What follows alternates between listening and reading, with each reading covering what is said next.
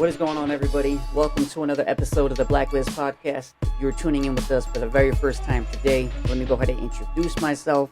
My name is Jared Blaine. I'm one of the hosts. We got the lovely Brianna Elizabeth on today.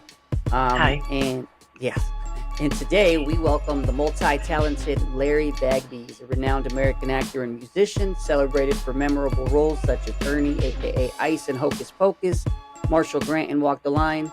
Larry's diverse career also includes appearances in the hit TV shows like Buffy the Vampire Slayer, CSI, Young and the Restless, so much more. Larry, thank you so much for coming on with us today. No problem. Thanks for having me. I'm glad that anybody wants to talk to me these days. No, it's cool. Like I said, we had Jeff Hop on, director of Band on the Run, and so we started talking about you, and this was back in October, so we were grateful to be able to get on.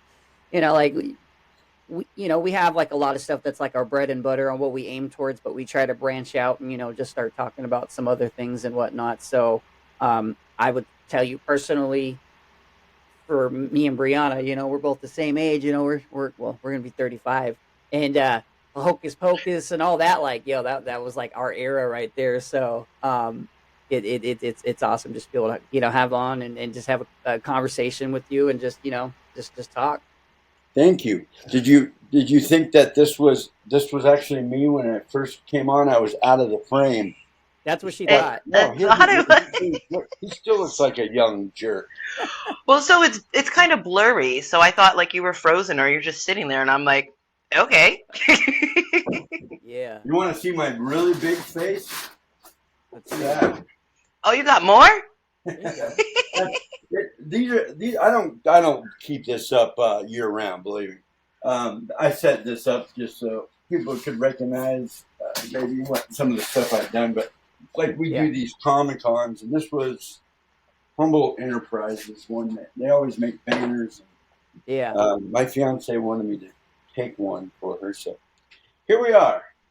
Let me ask you this, like how playing that character, how like it's such an iconic character, obviously, so do you still, like, to this day, like, people still, do they put two and two together, recognize you that's who you were back then? Well, he looks a lot different now. Obviously, yeah. still the name. I'm like what 30 something years older now. I'll be turning 50 in March, so I can't believe it. Wow. The movie's been out, we just had the 30th anniversary. This year will be the 31st.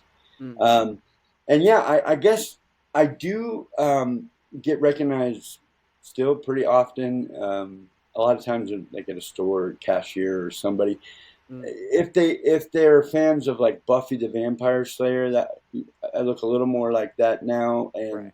Or Walk the Line. And Walk the Line, right? So those that just know my work over the years, they usually can put it together, or they've seen like the Hocus Pocus 25th and anniversary show where we all got back together and did a tribute to Hocus Pocus for the fans at the Hollywood Forever Cemetery.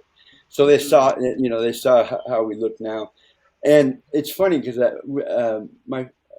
I'll tell you, my fiance, her name is Vero, and we met because of Hocus Pocus. Really? And just over a year ago, she was in a Facebook group that I'm in. I'm only in a couple of Hocus Pocus ones, but I caught one of her posts because somebody had posted a picture of Jay and Ice, like, him pointing at the back of my head. And she said, I didn't know her at the time, but she said that I had a crush on the Ice character and had his poster on my wall or something. I'm thinking, I wonder if that's true. I wonder if this girl is really who she looks like, and says she is. So I just reached out and added her as a friend on Facebook, and then we just started talking. But it was like her favorite movie growing up, and she's 11 years younger than me, so she was like 7 or something like that. And so it wasn't like that kind of crush. It was just like she thought, she loved my character. And here we are. She lives all the way across the other coast. We're here near Detroit, Michigan. Right across the border is Windsor, Canada. She's Canadian. Mm. So it's been an interesting, beautiful long distance relationship. And I mean, we met last year, January. She came to California for just a week. We had like a 10-day first date, Yeah. and we hit it off, and literally just we knew that we wanted to be together, Yeah. and then I got back to Canada as often as I could, probably maybe 3 or 4 weeks uh, at the longest that we've been apart this whole year. So uh, Yeah. I'm grateful for Hocus Pocus for that That's because that's cool. Like for real, that's cool that you were able to meet her through that. yeah, but she didn't know what I was getting at was she didn't know, like, she didn't connect the dots that I was the guy in Walk the Line Yeah. or Buffy, which we're watching now. I've never watched the whole series, and it's actually really good. Not just How do because you I'm in it. how do you feel watching yourself on screen? Because like I know for me, when we do podcasts, like I cringe at watching myself. It's just I don't know. It's just weird. So how do you feel when you watch yourself? Yeah, I have my moments. Sometimes I'm like I can kind of just try to see the character that was developed for the role. But still, yeah. And I can tell you that it kind of ruins all these things for Barrow watching. She says, "I can't like." She's like, "I can't watch Hocus Pocus the same." Now she's met most of the cast, and she's like, "I've seen you guys just hanging out at dinner and doing this and that, and you're Yeah. just like all of us." So it is kind of weird. Sometimes it really bugs me in my voice or whether it's Mm. just the way that No, that's how Jared I look. is. But that's all of us. We're all Yeah. self-critical. But I still I'm so grateful for this career and Yeah. there's so You've many had a good blessings. career. I've been so lucky to be a part of quite a few iconic shows and movies, No. and I love it. I feel very lucky to do Yeah. that. It's not easy work. I mean, it's fun, and when you work, all the in between time I bet. can be challenging, but you keep What going, were we? and something always comes along Yeah. somehow. Yeah, No, that's cool. Brianna, what were you gonna say? Well, I was gonna ask, like, watching if you do ever watch like scenes from Hocus Pocus and watching Buffy, and does it ever bring you back to where you were at that point in your life and what you were going through, or do you yeah. try and not think about that stuff? No, absolutely. It's like I don't know if like watching a home movie when you're on vacation or at the Yeah. house or wherever. Yeah, all those things come back. I was just even explaining that, like being like the Hocus Pocus house. Like I'm watching it and realizing, oh, she's never been there, or whoever I'm watching it with, my Mm. family or friends. It's like then I start to tell the stories of, oh, when we were doing this, and the house had this kind of mildewy kind of smell from the water wheel, and just the excitement of being, right there while the witches are filming their thing, or us in the cages looking down, Mm. like just cool. Yeah, you go back and it's for us as the cast. We've all kind of talked about this. It's so nostalgic. The movie itself has got that '90s Yeah. classic flavor of everything. It's just so stylistic and authentic, right? And so for us, it's like we're experiencing that, but we also were. I mean, we were having the time of our lives. I was 17 and Tobias was 15. Mm. That's who played, Jay, Yeah. and our friendship started there, and we're still great friends, Yeah. I was gonna ask and if you're still pretty close with the rest of the cast members. yeah, especially this last few years, it's been so fun. We've done a bunch of Comic Cons. We just found out today it's not totally locked in, but looks like we're going to Germany in May to do Wow. our first our first together. I did a Buffy fan event in France. That was the first time I ever Oh, got to go to. I went to France and I went to London. Um, that was pretty amazing. Yeah. So those are some of the really cool perks of what we Right. do. These things live on, and we're grateful for the Right. fans because wasn't for Yeah, them or you guys, we wouldn't be even talking right. right now. Um, Let me ask you this, because I don't know if you looked at, did some research on us or looked at some of our past stuff, but like our, obviously naturally, like our bread and butter, a lot of what we talk about, is like mental health and like, Mm. addiction and different things. And so being in the entertainment industry, did you ever have like did it ever take a negative toll on your life, whether it Yeah, be dealing with mental health or an addiction phase or anything? yeah, I have another absolutely. question quick to add to it before you answer that. Was Hocus Pocus, so you said you were 17. Yeah, Were you on camera before that? yeah, I was. I Like, how started, early did it start for yeah, you, the entertainment about industry? 12 years old. So, yeah, I got my first manager agent. We moved from Utah to California, Southern California, when I was like 11. And there was a career day, and there was this little school called the Hollywood Film School that were doing screen tests. Bring your kids over and see if they got what it takes. So all my siblings, we went over and did it. I'm the only one that really stuck with it. I liked it. I got an agent from that little school, and then yeah, my first guest star television show was Mr. Belvedere with Seth Green. That was the first time I worked with him. We worked again on Airborne together Yeah, with Jack Black and Seth Green, I remember and that then movie. That's a and good then one. Buffy. So Hmm. that was kind of fun. But yeah, so I've been doing it for a while. Tobias is a bit of a different story. He got cast basically out of his high school. So a Disney Scout saw him. So that was his first audition, and he booked it and started his Right, career that way. right. So anyway, it was a blast. We had so much fun, and I've been doing this forever, and it's still exciting to me. I still enjoy it. As far as the addiction and mental health stuff, there's all kinds of stuff that comes. I mean, in life with what we do, right? But yeah, yeah, we were watching Walk the Line because we're kind of going through all. She hasn't seen everything, and so I was just like, "Did you ever see this?" And so, and our internet went out for all day yesterday. We barely got it up to get Mm, this podcast Mm, going, but because of the so storms? we were stuck on old DVDs, and I only had a few here. So we watched Walk the Line last night, and I was telling her it was so fun, it was amazing, but I remember feeling like, oh, we got to go. Like everybody wanted to go out every night, and I wanted to be part of the band and really get into character that way. So Joaquin was always like, we're going here, we're going there, we're going to do this, buying dinners and drinks, and it just like kind of got me going. I felt like I was running a little hard, and started drinking and stuff, and I didn't really grow up doing that. So it was like I went through a divorce, and everything kind of flipped on its head, and so and my career was starting to flourish in that way.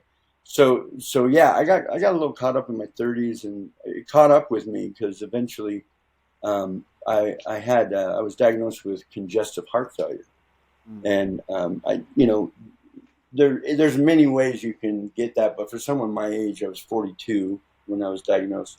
It's unusual. So that was really challenging. I mean, I feel like I was on my deathbed.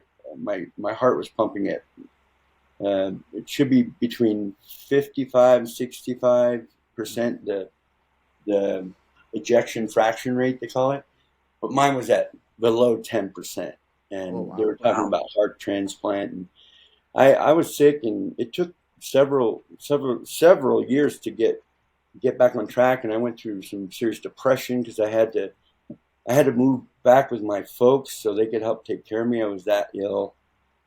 So I went through a pretty dark period, and had to sober up in every way. And there was a point where I had a year of like some of the pain pill addiction from a car accident, but I Mm, started taking more than I should, and yeah. so I know what it's like to be on that other side, and it makes you really grateful, and it can happen to anybody, and everybody deals with Yeah.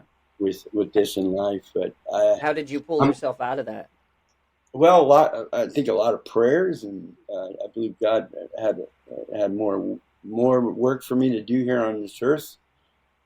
including being able to find the right woman, the woman of my dreams, my soulmate for real. And it's like I have an instant family. I've always wanted to be a dad, didn't have any kids of my own. And so it's been miraculous that this last couple of years has come together. And I feel like I'm getting another chance to kind of come back and get back on top of my game in every way. Mm. So yeah, I think obviously the meds and doctors, and I took to their counsel, and I cut my diet, less sodium and all these things, because that's what happens when your heart's failing like that. The following PSA is brought to you by The Phoenix. The Phoenix is not just a gym, it's a community where the real weight lifted is not just barbells, but hearts, minds, and spirits. Whether you're in recovery or simply choose to live a sober lifestyle, The Phoenix offers a range of activities from yoga to hiking, all led by people who've walked the path of transformation. So why not aim higher with The Phoenix? Your first membership requirement is just 48 hours of sobriety. Rise from the ashes and soar with The Phoenix today. Do you know about naloxone, otherwise known as Narcan?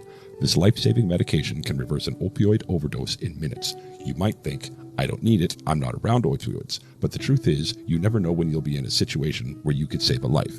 It's easy to use, and in many places offer it for free or at a low cost. So let's be prepared and look out for each other. Remember, you might not plan on being around opioid use, but you never know when it will be around you, and you could save the life of somebody that loves and is loved. I'm Chuck LaFlange with the Ashes to Awesome podcast, and remember, you are loved. I want to tell you that I'm proud of you. You hear about a lot of kids getting into the show biz and, getting wrapped up in the wrong stuff, and the fact that you were able to avoid that, and look at it, it was a job. It wasn't, you didn't let it consume your life.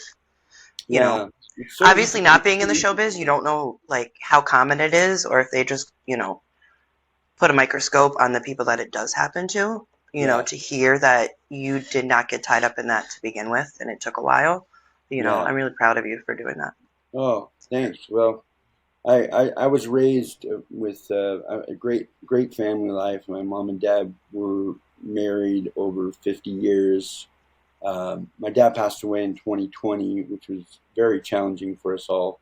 But I got a lot of love and a lot of support. They supported my acting career completely. A lot of parents be like, no, this is not a good choice. You'll never make it. This is a tough industry. Get a real job. Go to college.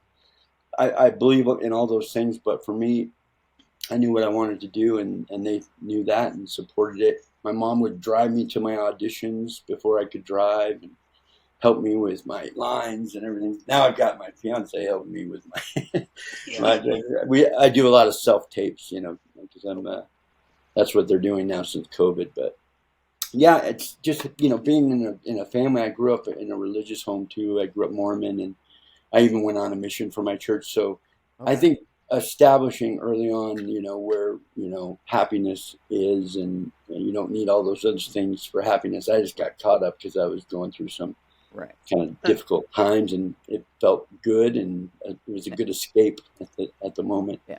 Now, but it can get away from you, Now, growing up, so growing up Mormon and being with the faith and whatnot, did you ever find any roles or in that was kind of challenging or conflicting yourself, to your morals and what your beliefs are? Yeah. Early on, I made a pact that I didn't want to do any beer commercials. Not that I haven't had beers. Obviously, I had a little bit of an issue there in my 30s, but I just didn't want to advertise that, and I turned down auditions for it. Not even and some of those big Budweiser commercials or whatever, they're the biggest ones, and the Super Bowl spots and everything. But I always got I got other work that made up for that. And early on, I remember too, there was a gig that I booked when I was like 13 or something, 14, and it was an anti-drug campaign. Kirk Cameron from Growing Pains, you guys remember that show? Yep. He was doing this thing, and the episode they were doing with me was I'm supposed to smoke marijuana and they wanted me. I mean, I wasn't going to actually smoke marijuana, but just the depiction of that, Yeah. I just didn't feel comfortable with that, No. and so I just turned it down. And even Hocus Pocus, they wanted us to be smoking cigarettes in the script, and I just wasn't comfortable with that. And plus, probably wouldn't have made it into the Disney category if Right. we were riding motorcycles smoking cigarettes. Hmm. I don't know. I think everything happens for a reason, but yeah, I did have to make some of those decisions. However, there was a role like where it's kind of you're walking a fine line. I've played like bullies, murderers, all kinds of stuff, and it doesn't mean that's who I am. But if it's depicted right and it helps carry the story for a greater purpose, I don't mind being the villain. Right. I was on Buffy the Vampire Slayer, and I did the first episode. Was just a guest star, and it was the Halloween episode, and everyone turns into their costumes, and I turn into a pirate and almost try to get Buffy in the alleyway, and Xander comes commando and beats me up. Later that year, I got a call from Joss, and he said, I want to bring you back for this other the same character, because I had this other role of a football player, but the football player ends up being gay. He's like, I know you grew up in a religious. Would you be okay with portraying a gay man on TV? And I said, well, send me the script. Let me see what this entails. And I just felt like it was really well written and clever. I didn't have to cross any lines with physicality and that. That's not a comfortable thing for me. And I don't condemn anyone. Everyone has their own path, and everyone likes something different. And so I've been asked, like, how were you okay with playing the gay role? And I was, because it just, I mean, it was a great fun time, but also well written. And they think he's a werewolf, and he just happens to be gay, and that's his Yeah. dark secret. And so Yeah. it's kind of funny that he just continues to think that Xander might be gay, but Xander's just trying to find out that if he was a werewolf. Yeah. But yeah, so it's it's always challenging, and you don't know what's gonna take off, or some projects you feel like, oh, I don't know if that's going to do anything, and it does great, and others Right. flop completely. So Yeah. I guess yeah, it's you got to kind of draw your lines, but yeah. be flexible at the same time. It is an acting job. Hmm. Yeah. And I think that's amazing for other people to hear too, because you have had such big roles, but you've still stayed true to yourself. Yeah, I have. I've tried. I think I have. No, and that's good. Like I said, like Brianna was going back to earlier with like a lot of people achieving fame at a young age, and going down that path. I don't know if you guys remember Jordan Sparks, but like when as kids, um, Jordan went to the same school as my cousin, and they were best friends, and when she was on American Idol and all that, and won and blew it up, and we used to see her all the time, and then she got to a point into her career where she started falling into drinking and doing this and doing that, and then she finally got to a point where she was like, she took a step back, and she's just like and she was very religious too, super Hmm. religious, and so she was just like, wow, like I'm at a point where I don't know how the heck I got to left field, but Yeah. and then she walked away from that, all the movies and all the fame and all that. She walked away just to go back, just because to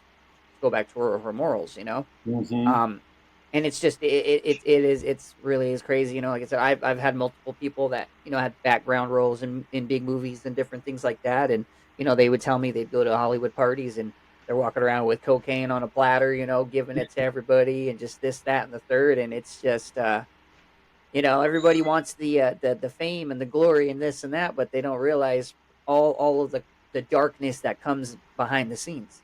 And Yeah. self-control you have to have, and Well, I mean, accountability and stuff. And we see what there's been a lot of examples of these brilliant, wonderful actors and people that weren't clearly not really all that happy. Mhm. You're dealing with mental disorders or drug addiction. You know, like Matthew Perry, even I know. recently, and Keith Ledger, and all these. You know, mixing the wrong cocktail and drugs. Yeah. And I've had a couple of those moments where it felt like, you know, you wake up and you're like, did my heart just stop? Maybe, Yeah. Yeah. you know, and it does it is a wake up call. Yeah. So, and I still pray for, you know, strength in all those areas. Absolutely. I'm still not perfect, but I'm definitely grown up One day and at a time. touched, Yep. been burnt, and want to stay away from the fire. So the was the last film that you did was with Jeff Band on the Run? Was that the most recent one? Let's see. No, I did a couple other things. Trying to think if it was before. Yeah, I before I did Band on the Run. I don't know. I didn't mention it in my bio, but I had the opportunity to work with Kevin Costner on his new westerns called Horizon. Okay. And he's put all of his, you know, money and into these production. There's going to be 3 or 4 films, all theatrical releases, and I'm in the first. And I have a nice little co-starring role. Um, and you might even not even recognize me. They put a big old copper like ZZ Top type beard on me because Yeah. it's pre-Civil War. So Okay. that was amazing. I worked like 6 or 7 weeks on that in Moab, Utah, Okay. and the film's being released. The first of part one is in June this year, and Okay. then part two comes out in July. Yeah. Um, but yeah, definitely worth checking out. That was a nice big break, another big break for me Right. this last year. And then Jeff and I met because I was here in Detroit or across the border of Detroit, and I sent out a couple emails because I was just looking to play some music Hmm. um, while I'm here in between gigs, so I could be here with the fiance and the kids. And I happened to come across one of his friends who owned a restaurant who said, I'll forward your stuff to a group of my musician friends. And Jeff happened to be writing this, you know, had written this movie Band on the Run, and he knew my work. He was a big fan of Walk the Line, and the role was awesome. He offered this role of the father in this film, and I have MS, and the premise is cool. I'm sure you guys know a little bit Yeah. about it now, but the you know, my son in the movie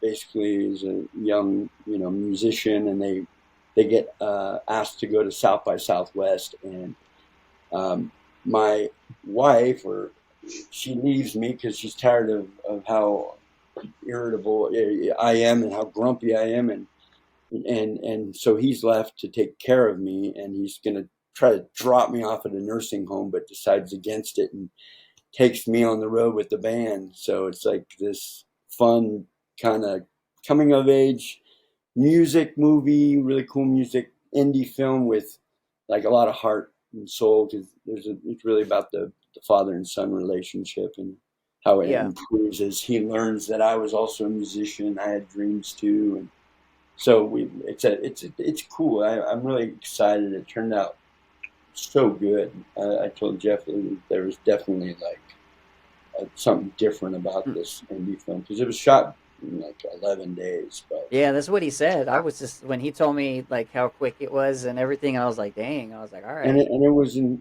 I mean, one of the coolest sets I've been on. I've been on a lot of cool sets, you know, but just the crew and they were all like family and friends, all working together, and there was such a good energy, and they were so Right. supportive. I just, you know, they set me up for a home run. As everybody had their stuff, they knew what they were doing.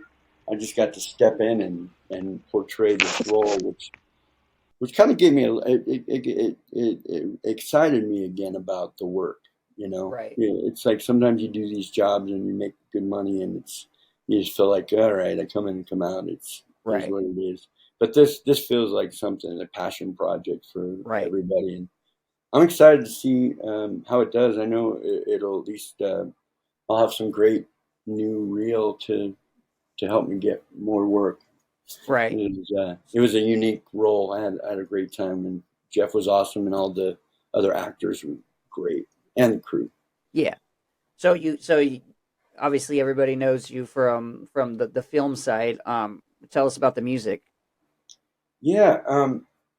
So I just always loved music. When I did Walk the Line, everybody there it was mostly musicians that could act. You know, they put us through a musical audition first, and being on that set and learning more about Johnny Cash and his style and his music, I really connected to that outlaw country.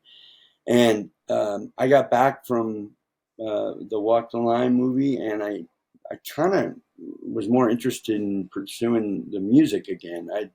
I'd been songwriting and recording, but never really got like had a real album release. So I went into the studio and just self-produced my first album, Where I Stand, with good friends Sam Nickel and Kurt PR at Proving Ground Studios in California. And it took off. I decided to kind of tour around doing the college circuit for a little while, and I spent a lot of my acting money to get my music up and running and to sponsor my own tours and stuff, and was able to even open up for Nitty Gritty Dirt Band, Hal Ketchum, Hunter Hayes. I opened for Luke Bryan his first year he was Oh, really? signed. Opened for Hunter Hayes, and then one of the biggest honors, and I got to do it with my dad and my brother, Mm. is we opened for Glenn Campbell on his Yeah. last tour. Yeah. Glenn So Campbell is well, he was my uncle through from my grandmother's side. really, So yeah. So we're that was related.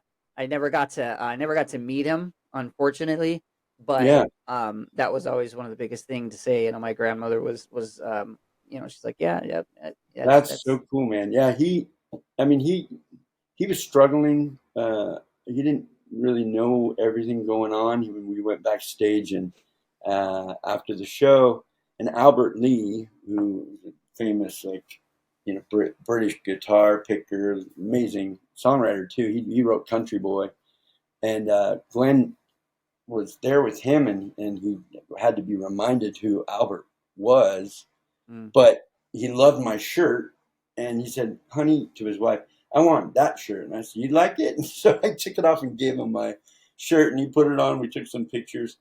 Um, but so but he didn't. You know what was crazy was that he put on a great show, and he remembered mm, everything with yeah, the music.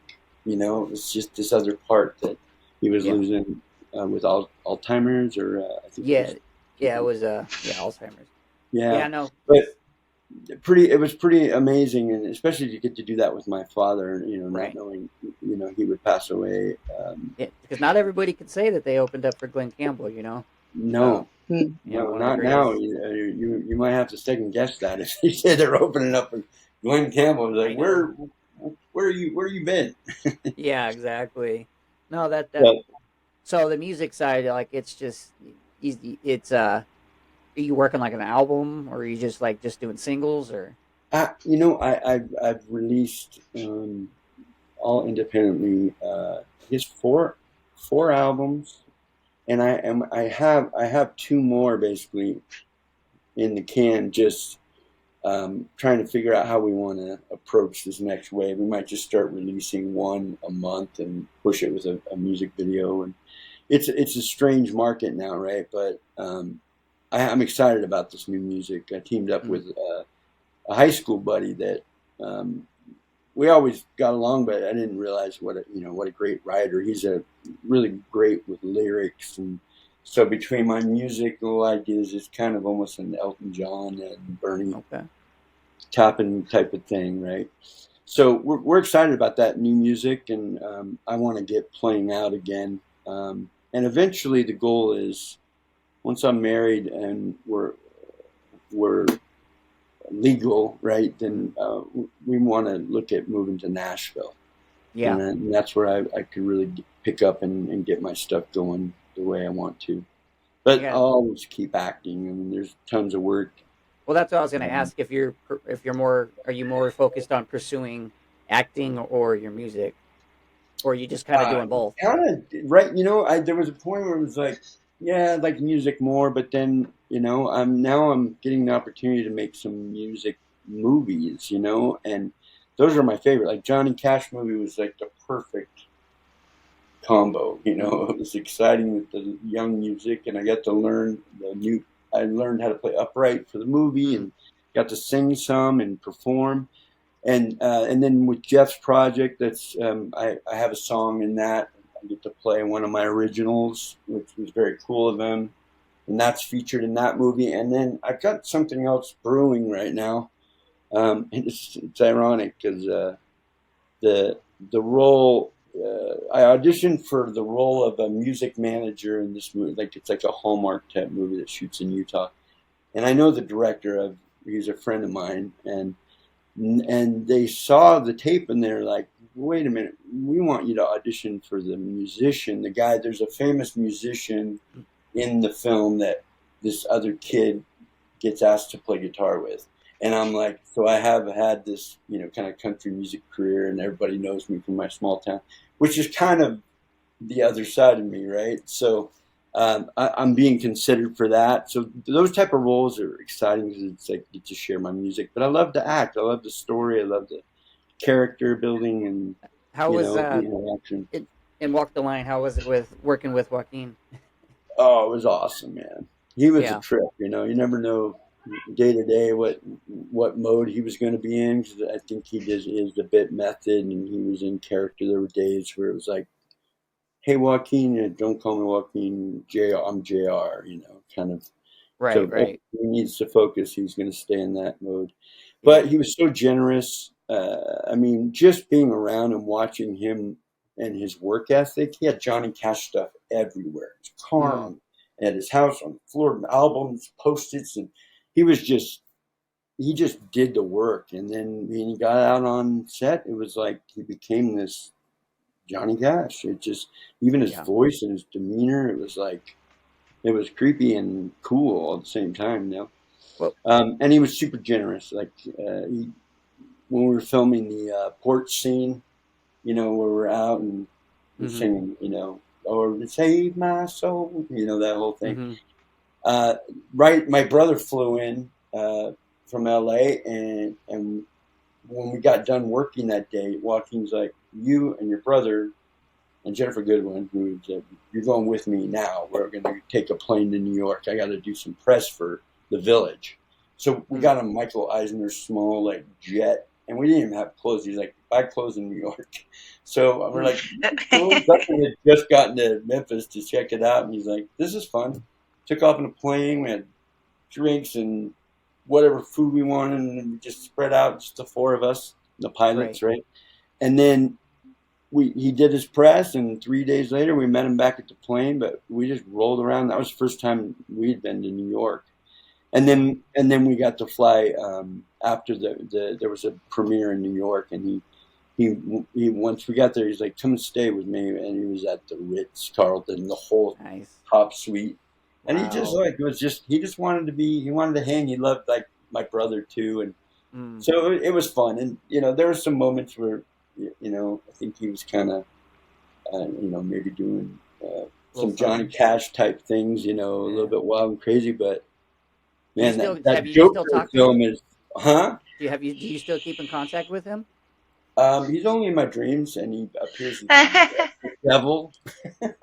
No, he, no, we ran into each other a couple times, like, and it was always like, oh man, there's a great chemistry and love there, but everybody gets moving You in get their busy. directions, and he's married with a kid now, I think too, so that Let me tell changes you, things. you must be in Jared's dreams too, because this man snoring, dead asleep, sits up last night, Oh, is on his phone, he's texting you back. And I'm like, babe, are you okay? Because it was so weird the way he just sat up out of nowhere. Dead snoring. Just sits up, and I'm like, are you okay, babe? He's like, yeah. I'm like, okay. He goes, I'm just texting Larry back. And I'm like, right now? It's 2 And then he o'clock in the couldn't, morning. He couldn't say anything else. Like, did not know what was going on. Puts his phone down and just lays back down and starts snoring again a couple seconds later. And I'm like, okay. So I don't know why I woke up in like a panic for some reason. I looked at my phone, I messaged you back, and then I knocked back out. It was so weird, though, the way he just sat up like that. It was That reminds me of a joke that my dad would tell. He says, but he would tell it like it was a real event. He was like, I read in the paper. Did you hear about this hearse that came out of the coffin came out of the back of the hearse there? Because in San Francisco there's those steep hills. Yep. And he says, yeah. So what apparently happened was the hearse was going up the hill, and the back of the hearse opened up.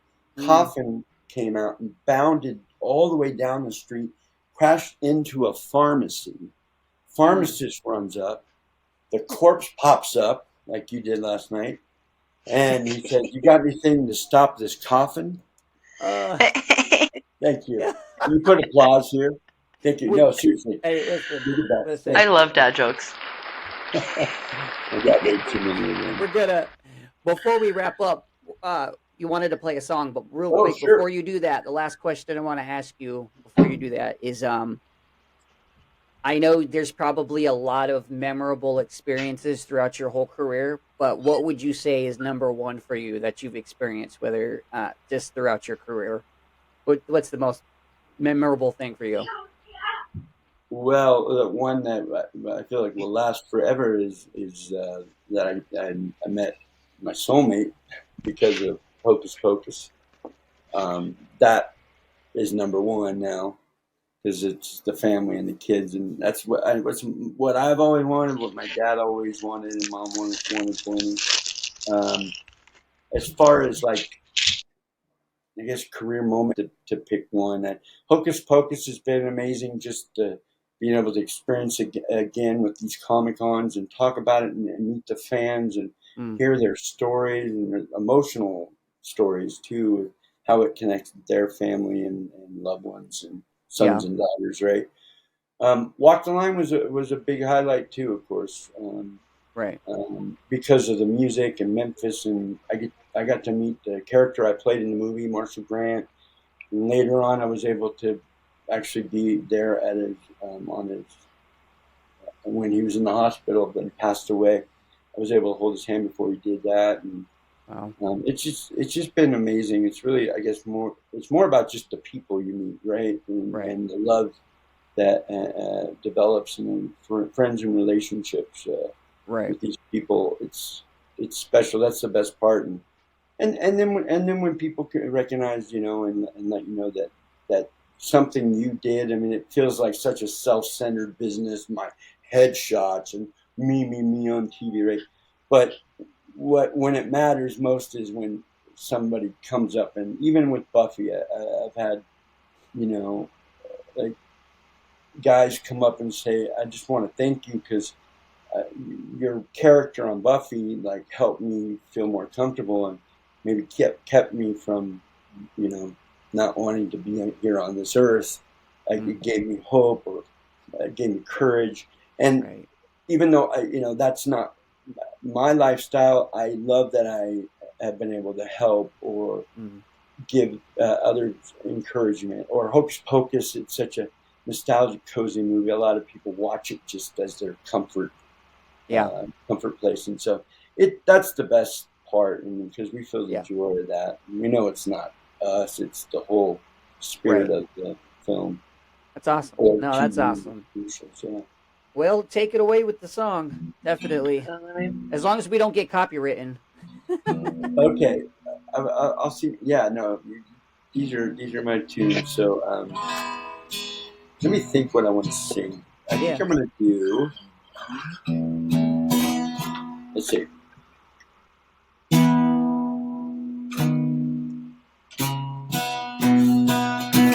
I dedicate this to my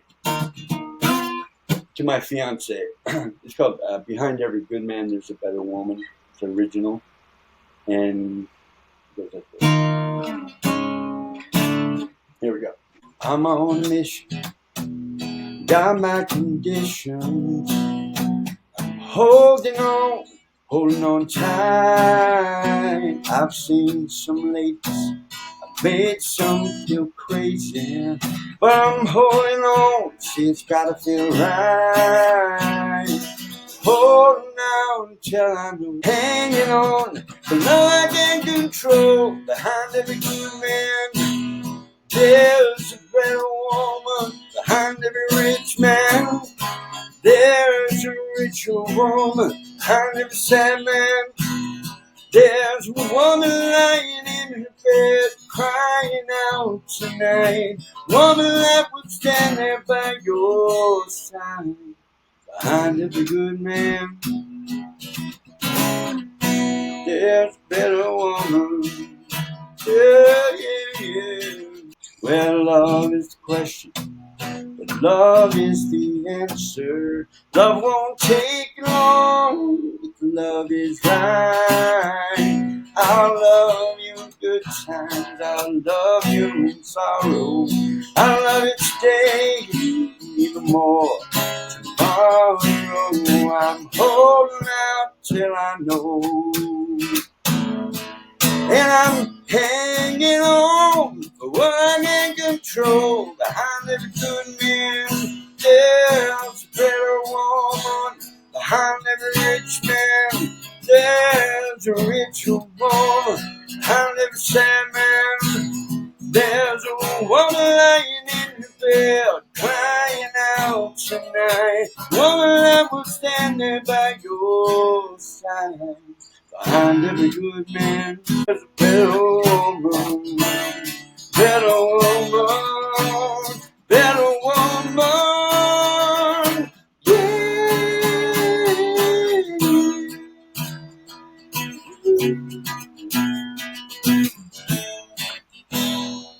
Better Wow. woman.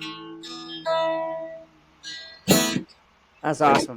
I tell you, listen, we've done some of the coolest things ever on this podcast, but I'll tell you, that's probably my favorite. My favorite moment on so far doing this podcast is that right there. Oh, thanks, That man. was it. I It was appreciate awesome. it. It comes from my heart, and Well, you could tell. You could tell. You I, can hear I it. feel better after singing songs. There you go. Well, let I everybody know enjoyed it where they too. Thank you. let everybody know where they can follow you at, where they can find you, support you, listen to music. Just go to stalker.com and /Larry. No. Larry Bagby, LarryBagby.com is the website. And then Instagram is hashtag, or what do you call that? Is it hashtag? At it's the At handle. Larry Bagby for pretty much everything. Facebook, same thing, at Larry Bagby. So, Yeah, yeah. we'll put the links in the description and whatnot, Okay, cool. and all of that. But man, Larry, I appreciate you coming on doing this. I think it was awesome. Again, Thank you, this guys. is going to be one of my. If somebody asks me what's going to be one of my most memorable moments, it's going to be this episode. So, Oh, man. Well, now you can sleep with rest. You won't be doing the corpse. Oh my god, it was so crazy. but Now let them rest. Let the Right, boy Because he right. didn't even, Larry, he didn't sit up straight. He sat up sideways. And I'm like, I'm looking like, what the fuck is going on? Well, I'm glad to talk to you guys finally, and thanks for your thank you. patience. Absolutely. Well, Likewise. we'll probably end up meeting you because Jeff is having us come out to the premiere when it in Detroit. Great. Because we're in Please do. Detroit, or we're in Detroit. We're in New York. We're Western New York, so Oh, we're only great. about 6 hours from Detroit. Okay. So Cool. he's What gonna part have of us New York are you in? roughly by Buffalo, roughly. Okay. I had So my college agent was Neon Entertainment. They were out there in Buffalo. okay, And we were just in Niagara Falls for a Comic-Con there. The okay. Niagara Falls on the Fall. I don't know if you Nightmare on the Falls, isn't it? So, We go to Niagara Falls a lot. In the yeah, summer, so we're there pretty much every weekend Yeah. Really? on the Yeah, motorcycle. we ride. We got a motorcycle club, so we Oh, ride a lot of cool. our guys over there. But yeah, no. So like I said, whenever the premiere hits, We'll be there. Yeah, Jeff's Cool. already like, listen, And come yeah, out. and keep in touch. Let me know if you guys need anything. Yeah. I'm pretty available. Yeah, no, we appreciate you, man. Definitely. All right. Well, everybody go follow Larry. Go show him some love. Go listen to his music. And that's going to wrap up another episode of the Blaklist podcast.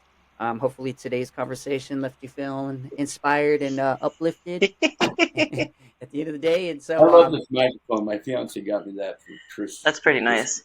there you go. There you Blue. go. Make sure to follow. Make sure to follow or like on your. Sorry, I'm kind of screwing up here. My fan was falling over. Make sure to follow or subscribe on your favorite platform. Don't hesitate to leave a like and a comment. Every single interaction means the world. It helps us reach more people who might need to hear these words. And if you know someone who could use a little hope, positivity, please share our podcast with them. And remember, Yes. no matter Amen. what life throws your way, there's always a reason to hold on to hope. Until That's next right. time, we all signing off.